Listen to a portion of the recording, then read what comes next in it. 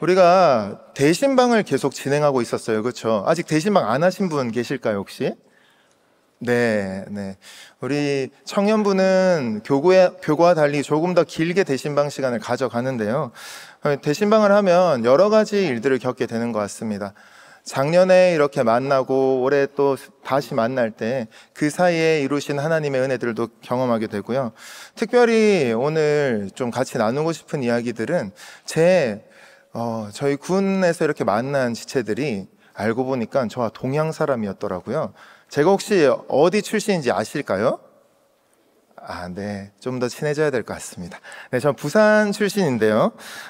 제가 고향이 부산이에요. 그래서 이렇게 서울에서 20년 정도 또 살고 이곳 이제 대구 그리고 경산으로 와서 함께 지내게 되었는데 대신방을 하다가 얘기를 하다 보니 저도 부산인데요? 라는 이야기를 하다가 갑자기 부산 사람은 많을 수 있잖아요.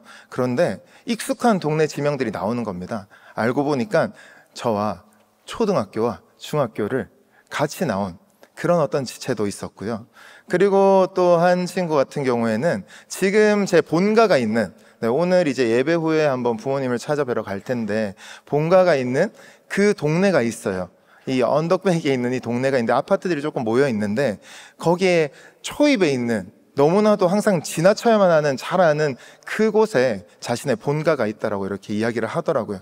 그러면서 조금 더 이야기를 나눠보니까 제가 어릴 적 살았던 저의 어떤 바운더리에 완전히 흡사하게 그 근처에 있는 중학교를 나왔고 그리고 그 근처에 있는 교회를 나왔고 그래서 지근거리에서 자신의 어떤 어린 시절을 보냈던 그런 친구들도 만나게 되면서 참 반가웠습니다. 그런데 그냥 반가웠던 것이 아니라 그렇게 서로 그 지역에 대해서 이야기하고 어떤 중학교가 이름이 이렇게 바뀌었죠, 그리고 그 도로가 그리고 그곳이 어땠죠 라는 이야기들을 할 때 저도 모르게 제 어린 시절의 향수 가 그대로 올라오게 되었고 함께 이야기를 나눈 그 동안에는 심지어 잠시 그 자리에 그때로 돌아간 것 같은 그런 느낌까지 들 정도로 굉장히 반가웠던 기억이 있습니다.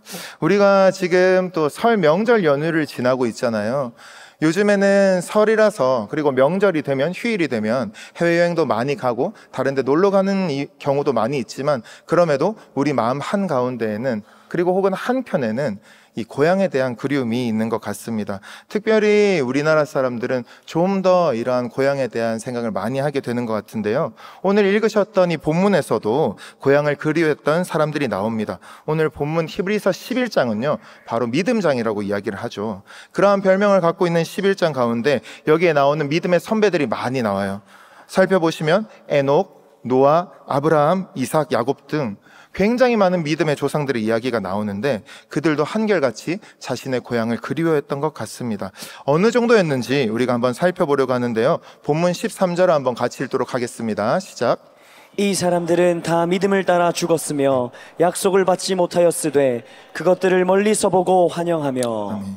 그것들을 멀리서 보고 환영했다라고 이야기하는 것, 이 의미가 무엇일까요? 바로 굉장히 가슴에 사무치도록 그리워하고 바라고 원했다라는 이야기입니다. 정말로 사모하는 그 마음이 컸다라는 것을 이야기하고 있는 것이죠. 우리는 왜 이렇게 고향이 그리운 걸까요? 오늘 또 명절을 맞이해서 고향에 내려오신 분들도 계실 것이고 고향에 올라오신 분들도 계실 것이고 또한 타지에 나가 계신 분들도 계실 것입니다. 그런데 우리가 고향을 찾아가면 그리고 부모님을 뵈면 항상 좋기만 한가요? 나름의 부담감도 있기도 하고 참 쉽지 않다, 빨리 다시 나의 원래 있던 자리로 돌아가고 싶다, 이런 생각도 드는데요. 그럼에도 불구하고 우리 마음 한켠에 이 고향에 대한 그리움이 있다는 것이죠. 그렇다고 하면 이 고향이라는 것은, 이 단어가 의미하는 것은 단지 하나의 지역을 이야기하는 것이 아니라 우리의 원래 뿌리를 의미한다고 볼 수도 있다는 것입니다. 즉 지역이 아닌 우리의 뿌리를 찾고 싶어하는 소망이 우리에게 있다라는 것이죠. 우리 속의 본능처럼 이 고향과 본향에 대한 그리움이 있다는 것이에요. 그래서 오늘부터 우리는 이 본향을 찾아가는 마음으로, 그러한 심정으로 기독교 고전인 철로 역정을 같이 살펴보려고 합니다. 그래서 이 철로 역정의 순례길과 함께 우리의 신앙의 여정을 다시 한번 잘 다지는 그런 시간을 가지려고 하는데요. 오늘이 바로 그 서론인 것이죠. 철로 역정을 잠시 소개해 드리자면요, 잘 아시겠지만 전 세계에서 성경 다음으로 가장 많이 팔린 그런 책입니다. 그래서 제2의 성경이라고도 불리고요. 그런데 언제 이것이 출판되었을까요? 네, 생각보다 외우기 쉬운데요. 1678, 1678년에 출판되었습니다. 이 책은 캐나다 장로교 선교사인 게일에 의해서 이 조선 땅에도 들어왔는데요. 그때는 바로 1895년이었어요. 그때 한글로 번역되었는데요. 한번 최초 한글 번역본을 한번 보여주시겠어요? 텔로력경이라고 돼 있죠. 네, 이게 어느 정도로 초창기냐면요, 신약 성경이 한글로 번역된 그때가 바로 1887년입니다. 그러면 아까 전에 이게 번역된 게 1895년이라고 했죠. 네, 한글로 이 신약 성경이 이 조선 땅에 소개된 다음에 불과 8년 만에 바로 번역되어진 우리나라 최초의 영한 번역 소설이 바로 이 철로 역정이라는 것이죠. 그런데 여러분 잘 아시죠? 고전이라는 것. 고전은 우리가 보통 언어 유희를 할 때 고전을 붙들게 되면 참 많은 기대를 갖고 있지만 고전을 면치 못하게 된다라는 이야기도 하는데요. 우리가 제목은 잘 알지만 그런데 참 한번 정독하기 어려운 책이 바로 고전이지 않습니까? 그럼에도 고전의 힘, 고전 읽기의 중요성에 대해서는 요즘에 워낙 많이 대두되고 있기 때문에 우리 청년분들은 또한 이것에 대한 기대감이 있을 것이라 믿습니다. 그렇다면 우리는 이 책 한번 보여주시죠. 여기군요. 이 책. 네, 이 책 철로역정 책을 구입하셔서 한번 같이 읽어보시면 너무 좋을 것 같아요. 너무 좋아서 지금 목이 메일 정도잖아요. 그런데 안타까운 것은 우리 교회에서 이걸 다 사버렸기 때문에 지금 국내에 재고가 없습니다. 그래서 너무 아쉽죠. 네, 어떻게 기뻐하시는 것 같은데, 네, 또 안타까운 소식은 이번 주 중에 아마 다시 재고가 풀릴 예정이에요. 다시 찍고 있다고 해요. 그래서 꼭 한번 이 책을 구입하셔서 같이 읽어오시면, 특별히 다음 주에는 많이 읽어오시라고 하지 않겠습니다. 단 1장, 한 장만 읽어오시면 우리가 말씀을 이해하고 우리의 신앙을 더 깊고 풍성하게 하는데 큰 도움이 되실 것이에요. 특별히 담임 목사님께서는 이번에 철로역정 연구와 촬영을 위해서 존 버년의 도시를 방문하셔서 많은 영상과 자료를 촬영해 오셨거든요. 이 사진 보세요. 어떤 사진 같으세요, 여러분? 네, 여기 가운데 계신 분이 우리 담임 목사님이신 건 충분히 아시겠죠?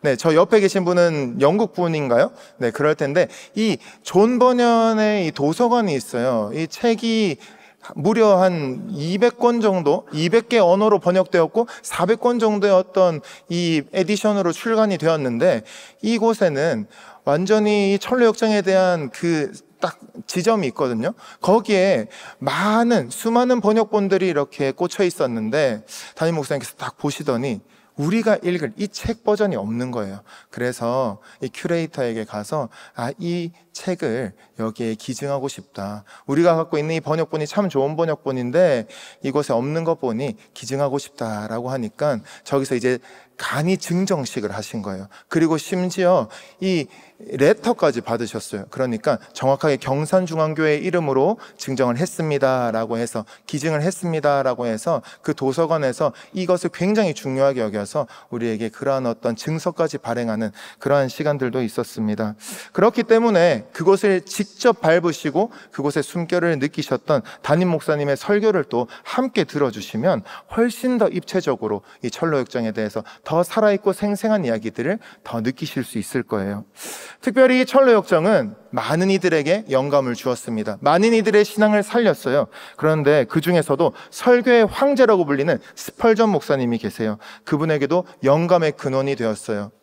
왜냐하면 그 옆에서 존 버년이 살았던 그 옆 동네에 이 스펄전 목사님도 목회를 하고 계셨고, 그래서 이 철로역정을 통하여서 많은 설교의 영감을 얻어서 많은 이들에게 복음을 전하실 수 있었던 것이죠. 그런데 그뿐만 아니라 우리 1907년 평양 대부흥운동을 이끄셨던 이 길선주 목사님도 이렇게 멀리 떨어진 곳에서도 이 철로역정으로 인하여서 자신의 신앙에 불을 지폈던 그런 계기가 되었던 책이 바로 철로역정이라는 것입니다. 그래서 우리가 이 기독교 신앙의 뿌리를 찾아가는 여정을 통해서 우리의 참된 뿌리를 확인할 수 있는 좋은 기회가 되길 주님의 이름으로 축복합니다.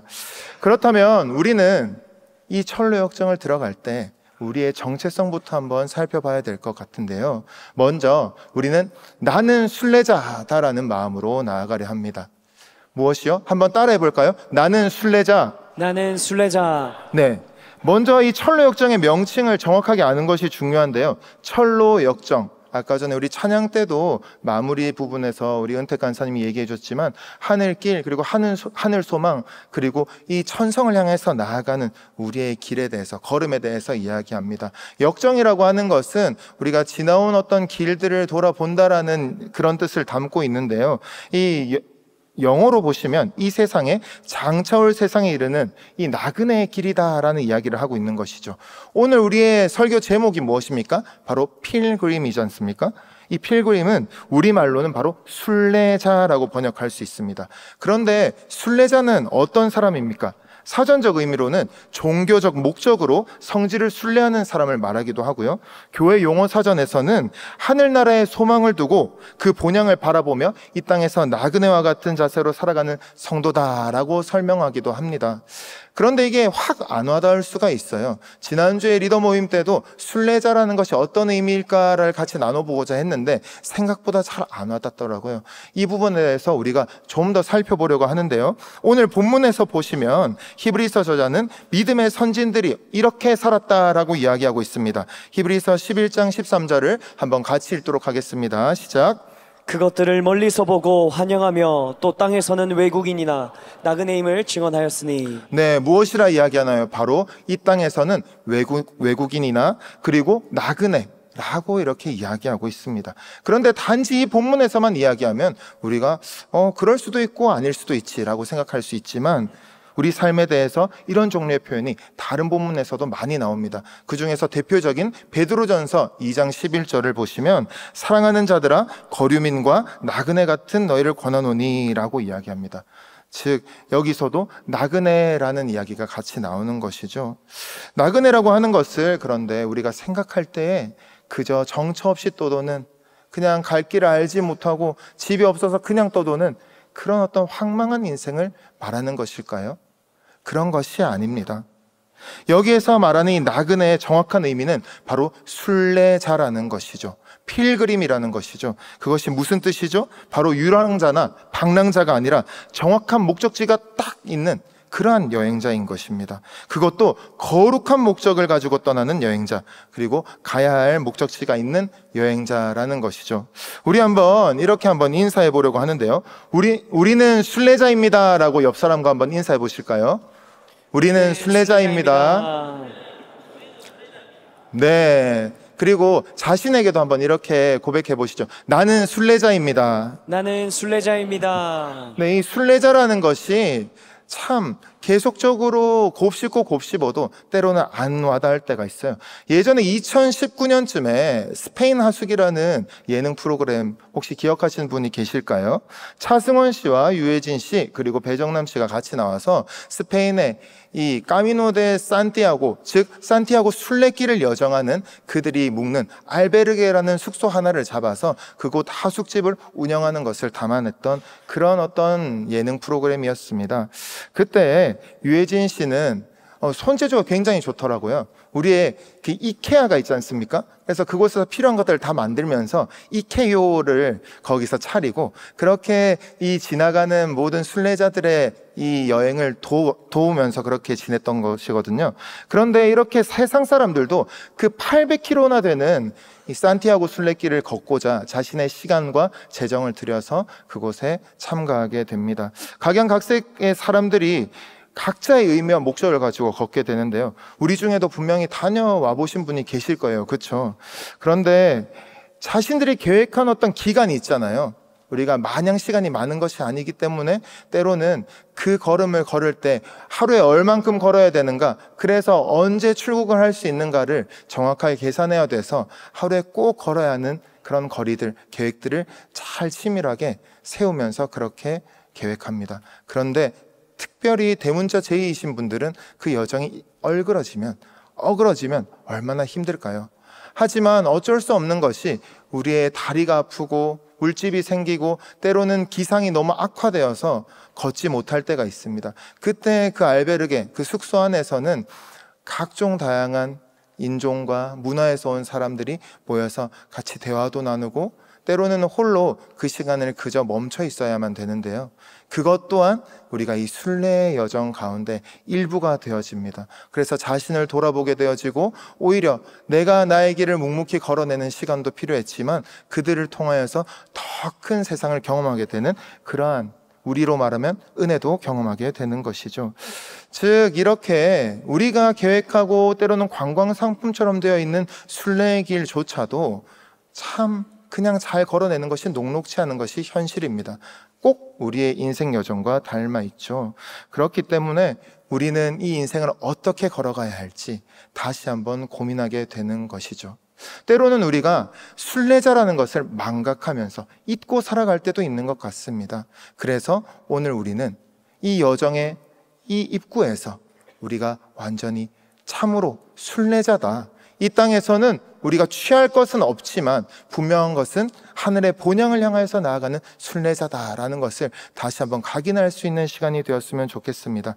그래서 이 철로역정 책을 구입하셔서 이번 주에 1장 또 다음 주에 2장 계속해서 읽으시면 금방 느끼실 수 있는 게 있어요. 계속 반복해서 나오는 게 있거든요. 바로 너는 어디에서 와서 어디로 가느냐라는 이 질문이 반복되어집니다. 그냥 떠도는 인생, 나그네가 아니라는 것이죠. 분명한 목적지가 있는 그런 순례자라는 것입니다.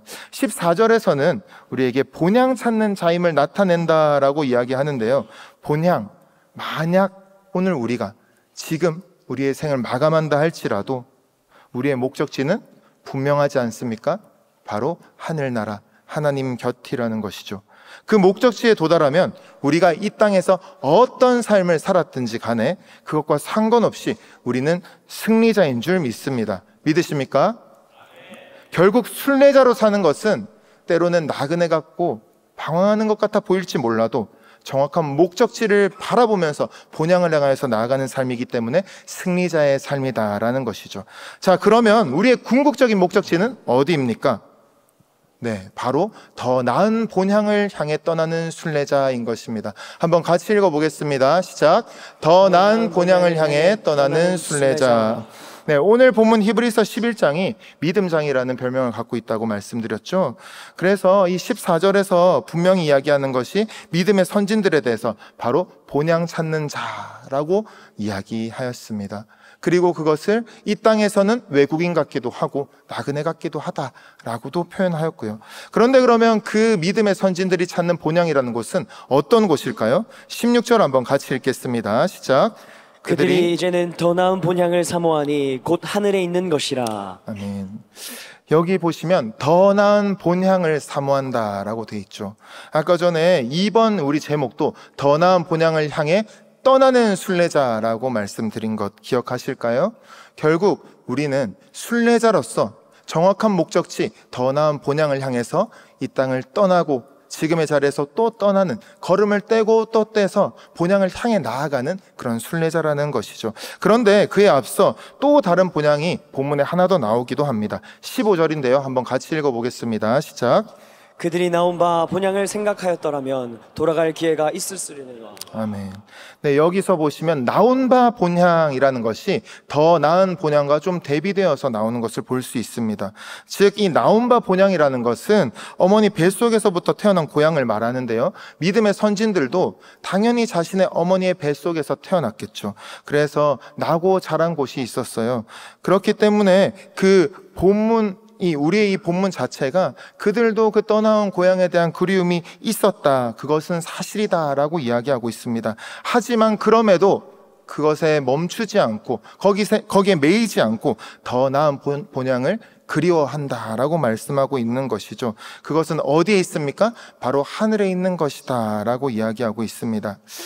이 히브리서 11장 13절에서 16절은 앞서는 이 11장의 이야기들과는 조금 다른 형태를 취하고 있습니다. 무엇이냐고 하면 다른 부분들은 믿음으로라고 시작되거든요. 그것이 원어로는 피스테이라고 하면서 그 앞선 선조들의 이야기들, 믿음의 선진들에 대한 본을 이야기하고 있는데요.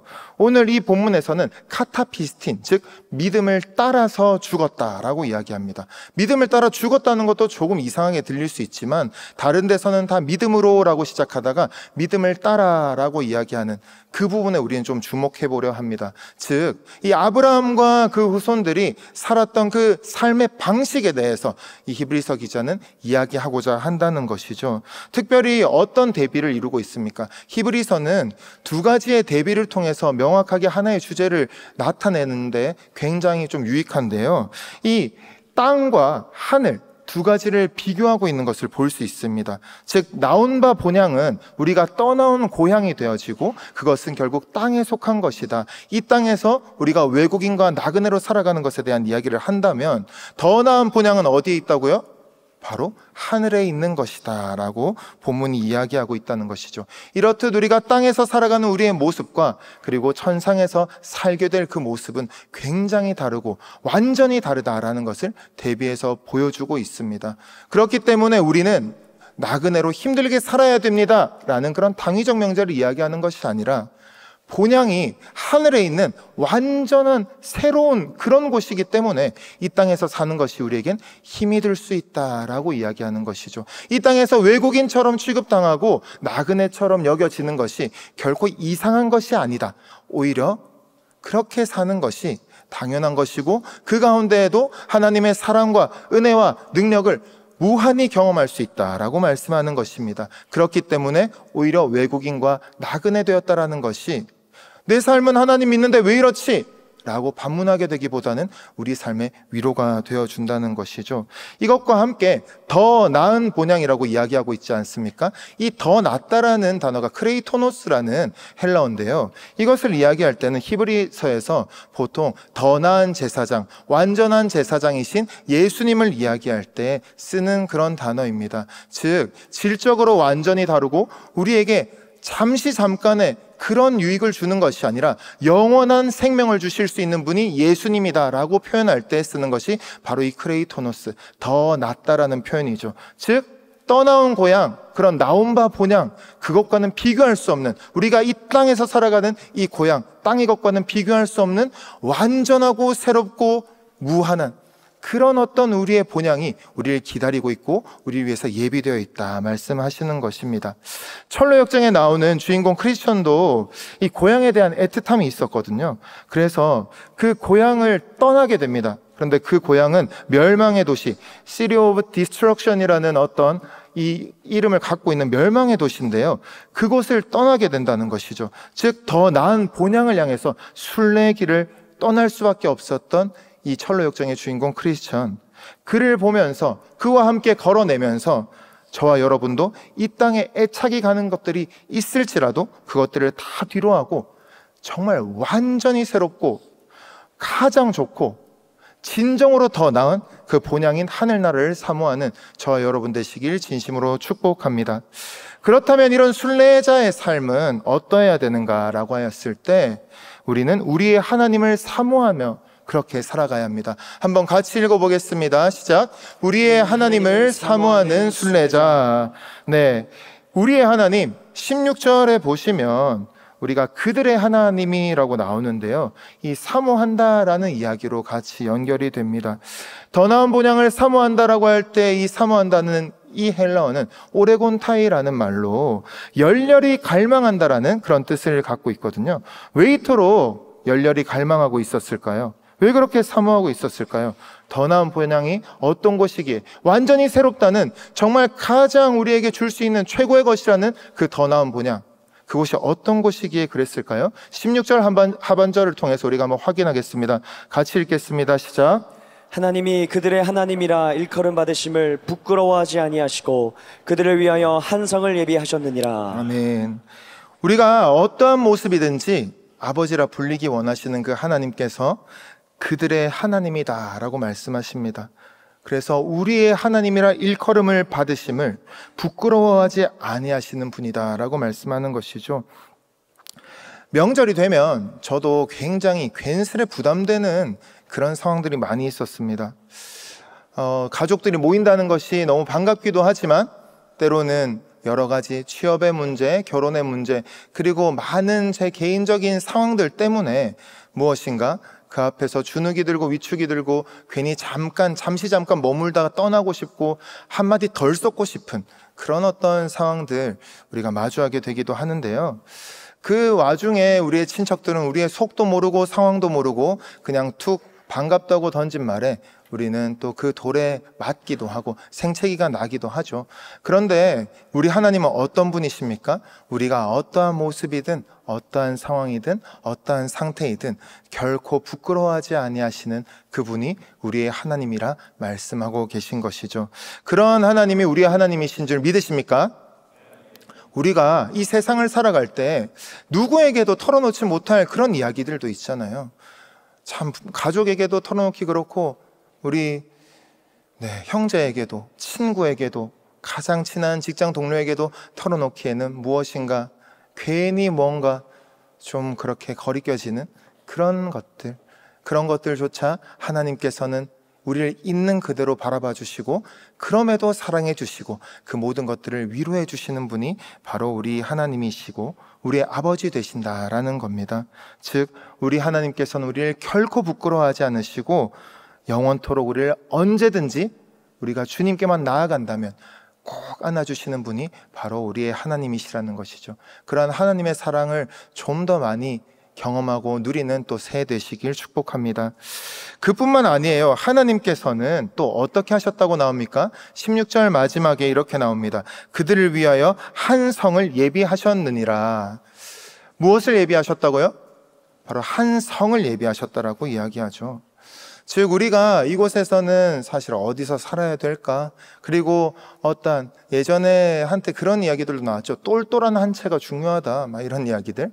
그래서 우리의 거주지를 잘 구별해가지고 또 그것을 위해서 우리가 열심히 노동하고 모아서 또 그러한 어떤 집을 구하고 마련하는 것, 혹은 우리가 지금 당장 살아야 할 또 새로운 곳에서의 터전을 마련하는 것, 그것이 우리에게 많은 발품을 팔아야 되기도 하고 참 쉽지 않은 일입니다. 그런데 우리가 이 땅에서 어디에 살든지 그것과 상관없이 하나님께서는 가장 좋은 곳, 그리고 더 이상 더 좋을 수 없는 더 나은 본향에 우리를 위하여, 저와 여러분을 위하여서 한 성을 예비하셨다라고 말씀하시는 것이죠. 그것을 위해서 예수님께서 먼저 가셔서 우리를 위해서 중보하시면서 그곳에 우리가 들어올 때까지 같이 우리의 길을 위로하시고 동행하시면서 살아내어 주신다라고 말씀하십니다. 그래서 이 철로 역정의 스토리는 나온 바 본향, 즉 철로 역정의 단어로 이야기하면 크리스천의 고향인 그 멸망의 도시를 떠나서 더 나은 본향, 천성을 향해 나아가는 순례자의 걸음을 이야기합니다. 더욱이 요한계시록 21장 4절에 보시면 그 성에서 하나님이 어떻게 해주신다고 나옵니까? 같이 한번 읽어보겠습니다. 시작. 모든 눈물을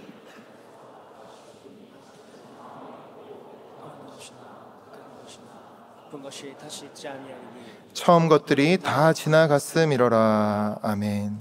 지난번에 우리의 새로운 존재에 대해서 같이 나누면서 이 계시록 21장 초반부를 같이 다뤘던 적 기억하십니까? 결국 하나님께서는 우리의 모든 눈물을 닦아주신다는 것이죠. 우리의 이 한 걸음이 때로는 힘들고 지치고 어렵고 다 이해되지 않더라도 그 하나님께서는 결국 더 나은 본향에서 우리와 마주하였을 때 우리의 모든 힘들었던 것들 다 알아주시고 이해해 주시고 그 눈물들 한 방울 한 방울을 친히 손수 다 닦아주시는 분이다라고 말씀하십니다. 그래서 그곳에는 더 이상 사망도 없고 애통하는 것도 없고 곡하는 것도 아픈 것도 없다라고 말씀하는 것이죠. 그러한 곳이 우리가 나아가는 우리의 소망이 되는 더 나은 본향인 줄 믿습니다. 그렇게 믿으십니까, 여러분? 네, 그래서 우리가 이 순례자의 길, 순례자의 삶을 사는 것이 굉장히 의미가 있다라는 것이죠. 우리는 참 고향을 생각할 때 나도 모르는 새에 사무치는 그리움을 가질 때도 있습니다. 마음 한켠에 뭔가 모를 헛헛함이 있을 때도 있습니다. 그리고 이 세상을 살아갈 때 무엇인가 우리를 꽉 붙들고 있다는 것을 은연중에 경험할 때도 있습니다. 이런 것을 슐라이어 마허는 절대 의존의 감정이라고도 이야기하고요. 그리고 이 깔뱅은 종교의 배아라고도 이야기합니다. 즉 우리가 하나님을 알 수 있는 것, 하나님을 아는 지식에 대한 그런 그리움, 그런 갈망함이 우리 안엔 이미 있다는 것이죠. 왜 그렇죠? 하나님께서 저와 여러분을 하나님의 형상대로 모양을 따라서 지으셨기 때문입니다. 그래서 우리가 살아가는 이 인생 가운데 우리는 본향에 대한 막연한 그리움이 있다는 것이죠. 더불어서 이 인간은 우리가 살아가는 이 인생 가운데에서 어디서 왔는지를 궁금해하기 때문에 고고학을 발전시켰습니다. 그리고 우리가 어디로 향하는지를 또한 궁금해하기 때문에 목적론을 발전시켰죠. 그렇기 때문에 우리는 이 궁극적인 목적지를 정확하게 알고 이 땅에서의 걸음들은 사실은 지나가는 걸음이다. 하지만 그것들도 하나님께서 다 기억하여 주시고 하나님께서 다 헤아려 주시고 이곳에서도 하나님을 마음껏 누릴 수 있다라는 그런 순례자의 걸음으로 가야 된다는 것입니다. 결국 우리가 창조된 이유가 무엇입니까? 하나님을 예배하고 하나님과 함께 동행하며 하나님과 사랑을 주고받는 그런 어떤 인격적인 교제를 위해서 창조된 것 아닙니까? 이때 우리가 이 인생을 살아가는 그 걸음은 어떤 걸음이 될까요? 하나님께서는 창세기 17장 1절에서 나는 전능한 자라고 말씀하시면서 아브라함에게 이러한 이야기도 하셨어요. 결국 너는 내 앞에서 행하여 완전하라 라고 말씀하신다는 것이죠. 그 말이 무엇입니까? 하나님께서는 전능하신 분이신데 우리가 하나님을 다 느낄 수 없고 이해할 수 없는 자리에서도 내 앞에서 행하라. 그러면 완전해지겠다 라고 말씀하시는 거죠. 즉 내 앞에서 우리는 앞을 보고 달려가기 때문에 때로는 하나님이 어디 계신지 모를 때도 있습니다. 옆을 보기 때문에 하나님의 그 손길이 느껴지지 않을 때도 있습니다. 하지만 우리 뒤에서 우리가 하나님 앞에서 말씀 따라서 그렇게 나아가기 때문에 우리 뒤에서 혹여나 자기의 아이가 넘어질까, 혹여나 이 테이블 모서리에 부딪힐까 노심초사하며 뒤를 따라오면서도 마음껏 달려가고 싶게 하는 그 아버지의 모습으로 우리의 뒤를 늘 든든히 받쳐주신다는 것이죠. 그래서 때로는 우리가 넘어질 때, 때로는 진흙탕에 빠질 때 너끈히 우리를 탁 잡으셔서 붙드셔서 전능하신 그 팔로 우리를 다시 한번 우리의 삶의 자리로, 우리의 모든 평안함의 그 자리로 다시 한번 세워주실 수 있는 분이 바로 우리의 하나님이시라는 것이죠. 그때 행하여 완전하라고 할 때 이 행하다라는 것은 할라크라는 히브리어인데요, 이것은 사실 우리에게 행하다라는 것보다는 걷다라는 것이 원래 의미로 다가옵니다. 원어적 의미가 걷다라는 것이에요. 결국 우리의 걸음, 순례자로서 더 나은 본향 하나님만을 향하여서 나아가는 우리의 걸음이 결국 하나님 앞에서 행하여질 때 하나님께서 우리를 완전하게 해주시는 그 길이 바로 천성을 향해 나아가는 순례자의 길이라는 것입니다. 그렇기 때문에 우리가 하나님 앞에 예배하는 것, 그리고 우리의 본향을 찾기 위하여서 애쓰는 이 몸부림은 우리에게 굉장히 큰 유익이 될 것입니다. 새해를 맞이하여서 이 철로 역정과 함께 우리가 우리의 본향, 우리 기독교 신앙의 뿌리를 찾고 그것으로 인하여서 더욱더 하나님을 만끽하는 새해가 되시길 진심으로 축복합니다. 말씀을 맺으려 합니다. 서커스의 하이라이트가 있습니다. 무엇인가요, 여러분? 서커스를 요즘에 잘 못 보셔가지고, 그렇죠? 그럴 수 있죠. 여러 가지 순서가 있지만 공연의 클라이막스는 아무래도 이 공중근해에서 하는 이 묘기입니다. 공중근해 거개사들은 던져지는 사람과 붙잡는 사람으로 나뉘어진다고 합니다. 그런데 그들에게는 굉장히 중요한 규칙이 하나 있다고 해요. 무엇일까요? 바로 던져지는 사람은 절대로 붙잡는 사람을 자신의 손으로 붙들면 안 된다는 것이죠. 그렇게 붙들려고 했다가는 놓치거나 혹은 그 붙잡아 주려는 그 사람의 팔을 부러뜨리게 된다는 것이에요. 즉 우리는 이 세상을 살아갈 때 던져지는 자로서 하나님을 어떻게 대해야 할까를 이를 통해서 알 수가 있습니다. 우리가 붙잡으려고 하지만 사실은 우리는 하나님 앞에 있으면 된다는 것입니다. 하나님 앞에 있어서 오늘도 예배의 자리에서, 말씀의 자리에서 그렇게 우리에게 주신 것들을 주님 앞에 다시 한번 올려드리고자 애쓸 때 분명히 하나님께서 저와 여러분을 완전하게 해주실 것입니다. 하나님께서 붙들어 주실 것입니다. 때로는 뒤에서 아이가 넘어질 것처럼 그렇게 노심초사 우리를 따라오실 거고요, 때로는 우리가 공중에서 던져져서 날아가는 그 비상하는 모습일 때 하나님께서 떨어지지 않도록 딱 알맞은 때 딱 붙드셔서 우리의 삶에 멋있는 클라이막스를 장식해 주신다는 것이죠. 그리스도를 따르는 길 쉽지 않지만 우리 한번 해봅시다. 철로역장과 함께 달려나가 봅시다. 그래서 우리의 삶에 조금은 당연해진 이 신앙이 하나님을 향하여서 더 나은 본향을 향하여서 나아가는 새로운 걸음이 되어지고, 그래서 하나님께서 새롭게 역사하시는 그 일하심을 맛보고 경험하는 저 여러분의 새로운 한 해 되시길 주님의 이름으로 진심으로 축복합니다.